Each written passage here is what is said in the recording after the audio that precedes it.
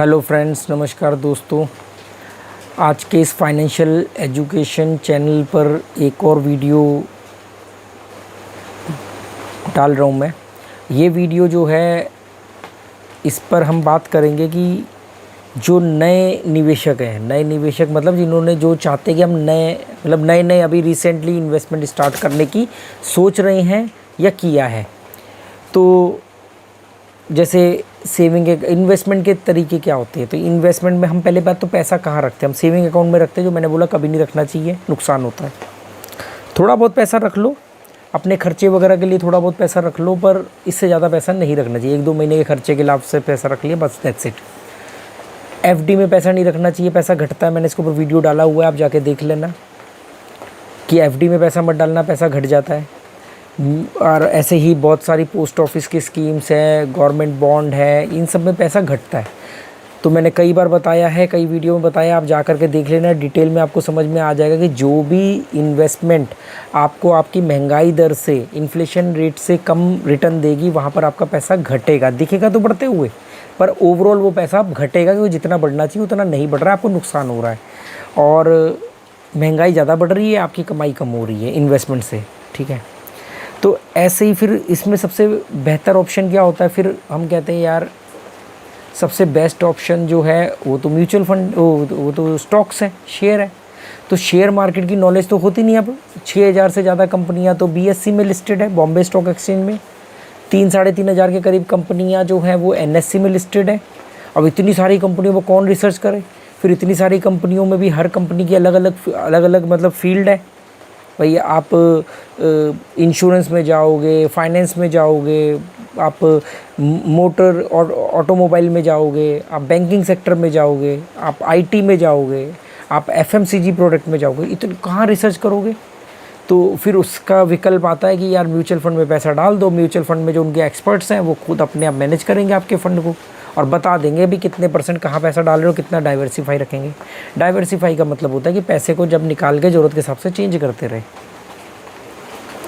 तो जो नए इन्वेस्टर हैं और वो चाहते हैं कि हम सबसे बेस्ट ऑप्शन में इन्वेस्ट करें, मतलब स्टॉक्स में, शेयर मार्केट के अंदर डायरेक्ट पैसा लगाएं।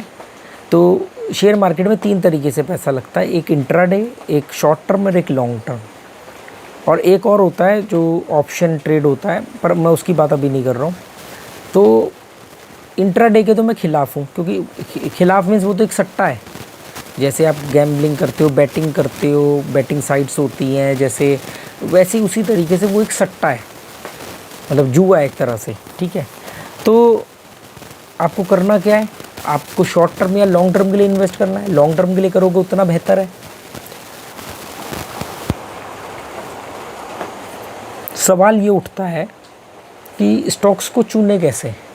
तो देखो दोस्तों, थोड़ी बहुत ऑब्जर्वेशन पावर आपको अपनी स्ट्रॉन्ग करनी पड़ेगी। बीएससी में 6000 कंपनियाँ, एनएससी में 3000 कंपनियाँ हैं, तो हम क्या करेंगे, सब कंपनियों पे थोड़ी रिसर्च करनी शुरू कर देंगे। आप तो पागल हो जाओगे, अपना काम करोगे स्टॉक्स पे रिसर्च कर। आप बहुत सारे ऐप आते हैं, उनमें ऑप्शंस होते हैं, वॉच लिस्ट।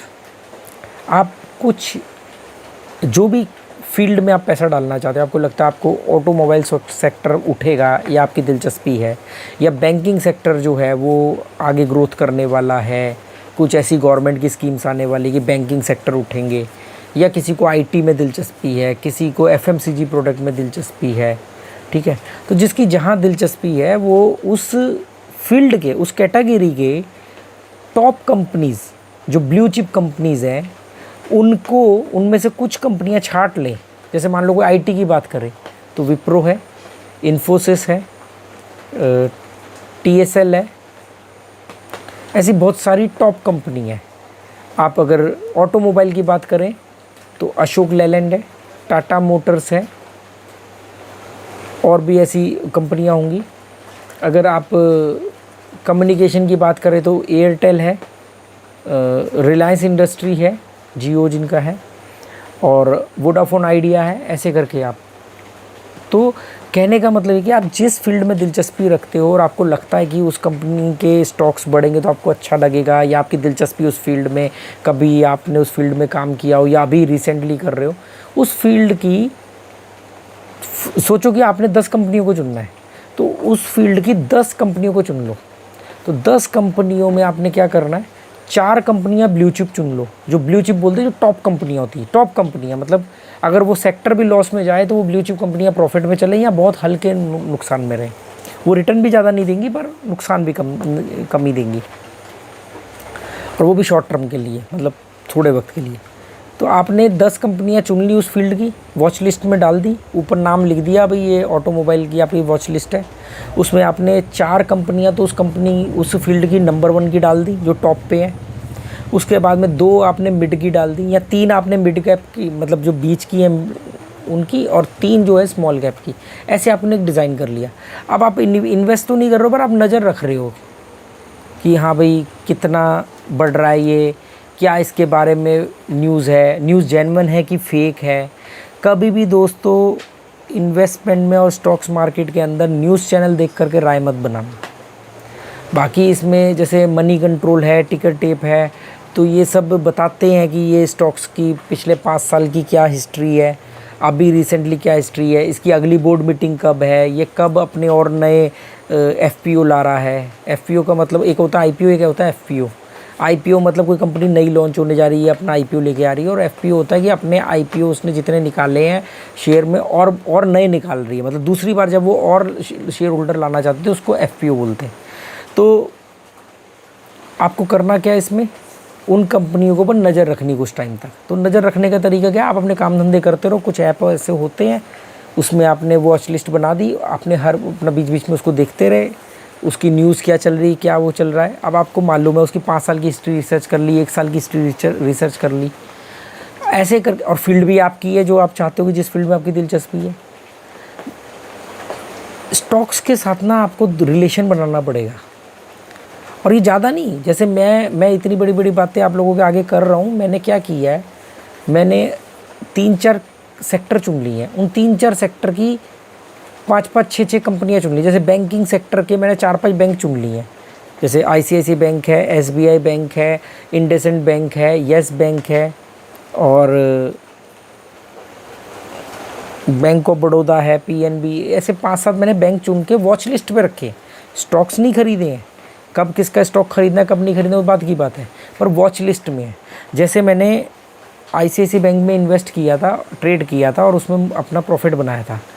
तब मैंने लास्ट ईयर मतलब 2020 में मैंने 250 रुपये तक का आईसीआईसी बैंक का स्टॉक ख़रीदा था, और कुछ बढ़ने पे बेच दिया। आज वो 800 समथिंग के आसपास है। मैंने तो 200-300 ऊपर बढ़ते ही बेच दिया, पर आज वो 800 समथिंग के आसपास है। एसबीआई का स्टॉक उस जिस समय की बात बता रहा हूँ, उस समय 150 रुपये के थे मेरे पास, आज आप देख लो कितने का है। आइडिया का शेयर मैंने 18 रुपये में ख़रीदा, वो गिर गया। मैंने 15 में ख़रीदा, वो और गिर गया। मैंने 11 में ख़रीदा, वो और गिर गया। मैंने 9 में ख़रीदा, मैंने और ख़रीदा, गिरा वो 9 में, मैंने और ख़रीदा। फिर उसका 6 पे गया, मैंने और ख़रीदा। मैं वो 5 रुपये से नीचे पेनी स्टॉक बन गया। 10 रुपये से नीचे आता तो पेनी स्टॉक बन जाता है, वो हो गया। मैंने उसको 2 रुपये 70 पैसे के रेट तक ख़रीदा है, 2 रुपये 65 पैसे के आसपास तक ख़रीदा है। और जितना वो सस्ता होता चला गया, मैं उतनी क्वांटिटी बढ़ाता चला गया, क्योंकि मेरे को मालूम है कि यार इतनी बड़ी कंपनी है, और अभी तो इंडिया की नंबर 1 कंपनी है, क्योंकि वो आइडिया और वोडाफोन मर्ज हो गए हैं। तो मैं कहा इतनी बड़ी कंपनी है, रातों रात नहीं बंद होने वाली, ये तो बहुत अभी झटके देगी। तो जब मैंने उसको 18 में भी ख़रीदा था, जबकि उससे पहले वो 25-30 पे भी था, तो 18 में भी ख़रीदा और 2 रुपये 65 पैसे में भी ख़रीदा, तो मेरा एवरेज रेट आया 5 रुपये 5 पैसे। एवरेज रेट 5 रुपये 5 पैसे। और मेरे पास उस समय ज़्यादा शेयर नहीं थे, मेरे पास इसके कुछ 15 से 20 हज़ार के आसपास शेयर थे आइडिया के। और रेट बढ़ा, मैंने उसको सेल कर दिया। जैसे जैसे मेरे को रेट बढ़ने से ज़्यादा मेरे को एक्चुअली पैसों की जब ज़रूरत पड़ी लॉकडाउन के दौरान, तो मैं बेचता रहा। बिके सारे प्रॉफिट में, पर मैं बेचना नहीं चाहता था, क्योंकि मुझे मालूम था कि ये कहाँ तक जाएगा। और मतलब जाएगा तो कहाँ तक वो तो नहीं मैं भविष्यवाणी कर सकता, पर इतना मालूम था कि इतना तो जाएगा ही जाएगा। मुझे मजबूरन बेचना पड़े, कभी 5,000 बेचे, कभी 10,000 बेचे, ऐसे करके थोड़े थोड़े करके मैंने स्टॉक बेच दिए।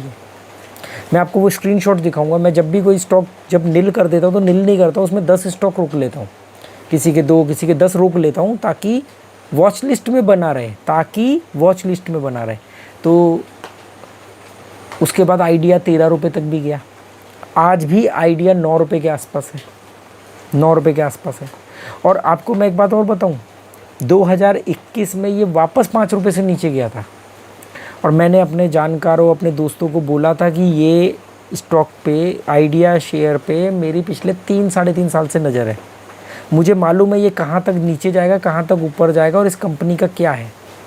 2 रुपये वो 5 रुपये से नीचे चले गया था अभी लास्ट ईयर, 13 रुपये पे पहुँचने के बाद, क्योंकि न्यूज़ आई कि आइडिया कंपनी दिवालिया घोषित हो रही है, दिवालिया हो रही है, लॉस हो गया है, बंद हो रही है, बिक रही है, बर्बाद हो गई। गवर्नमेंट ने उस पर कई हज़ार करोड़ का वो निकाला है पेनल्टी। वो मैंने अपने कई दोस्तों को इशारा दिया, बोला, उन्होंने एक कान से सुना दूसरे कान से निकाला। थोड़े दिन बाद मालूम पड़ा कि गवर्नमेंट से उनको या कोर्ट से उसको टाइम मिल गया अगले 20 साल का ये पैसा लौटाने का। वो स्टॉक वापस 10 रुपये 11 रुपये पे आ गया, वापस डबल हो गया।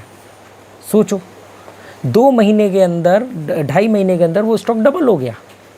पहले 2.5 महीने के अंदर वो नीचे आया, खबर आई नेगेटिव, उसके बाद में कोर्ट ने उसके हक में फैसला सुनाया कि भी मतलब उसने जो टाइम मांगा वो टाइम दे दिया, वो स्टॉक वापस ऊपर पहुंच गया। ऐसे अब क्या मैं 6000 कंपनी के 6000 स्टॉक पे थोड़ी नज़र रख सकता हूँ। आपको कुछ 1-2 स्टॉक से के साथ दोस्ती कर लेनी कि ये स्टॉक मेरे स्टॉक है, मतलब जैसे मेरी कंपनी है, मुझे इस पर नज़र रखनी है क्या चल रहा है। नीचे नीचे आता जाए, आप खरीदते रहो। सारा पैसा एक ही स्टॉक में नहीं लगाना है, सारा पैसा एक ही कैटेगरी में, एक ही सेक्टर में नहीं लगाना है, सारा पैसा एक साथ नहीं लगाना है। ये भी बात समझ लेना। अगर सोचो मैंने 18 रुपये पे सारा पैसा लगा दिया होता तो 15 पे क्या खरीदता, 12 पे क्या खरीदता, 10 पे क्या खरीदता, 5 पे क्या खरीदता। पैसा सारा एक साथ नहीं लगाना है, एक सेक्टर में नहीं लगाना है और एक ही वक्त पे नहीं लगाना है। तो उम्मीद करता हूँ दोस्तों ऐसी बहुत सारे मैं अपने एक्सपीरियंस भी आप लोगों के साथ शेयर करूँगा और आपको कई चीज़ें जो मैं सीखता जाऊँगा आप लोगों को सिखाता जाऊँगा। जो मैंने सीखा है, जिनसे मैंने बेनिफिट उठाया, उम्मीद करता हूँ आप लोगों को भी मैं बेनिफिट पहुँचा पाऊँगा। पर्पज़ मेरा यही है कि आप लोगों को फाइनेंशियल एजुकेटेड होना चाहिए, और क्योंकि स्कूल वगैरह में ये चीज़ें बेसिक सिखाई नहीं जाती। अब ऐसा तो नहीं कि स्टॉक खरीदने के लिए आप चार्टर्ड अकाउंटेंट के पास ही जाओगे। पहले ऐसा होता था जब ब्रोकर वगैरह के पास जाना पड़ता था, आजकल आपका ब्रोकर आपके मोबाइल फ़ोन के अंदर ही है, ठीक है ना। तो उम्मीद करता हूँ दोस्तों ये चैनल से आपको काफ़ी कुछ मिलेगा। इस चैनल को आप लोगों को सपोर्ट मिल रहा है। थोड़े सब्सक्राइबर वगैरह कम तेज़ी से बढ़ते हैं, थोड़ा लोग लाइक वगैरह भी नहीं करते, पर कोई बात नहीं, मैं अपना काम करता रहूँगा। Okay, good bye, thank you.